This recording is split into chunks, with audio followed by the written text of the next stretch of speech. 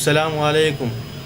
मैं मुबिन ख़ान करामतुल्लाह ख़ान तमामी मुसलमान भाइयों और दीनी भाई और बहनों को ईद उल फित्र की बहुत बहुत मुबारकबाद देता हूँ। ज़िक्रा ज्वेलर्स की जानिब से पिछले 2 साल से कोरोना के हालात की वजह से जो आलम इस्लाम में जो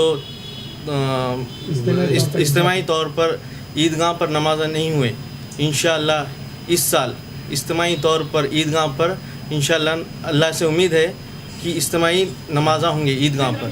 और अल्लाह से दुआ है कि इस हालात को, कोरोना की इस हालात को अल्लाह दोबारा ना लाए, ऐसी दुआ हम अल्लाह से करते हैं।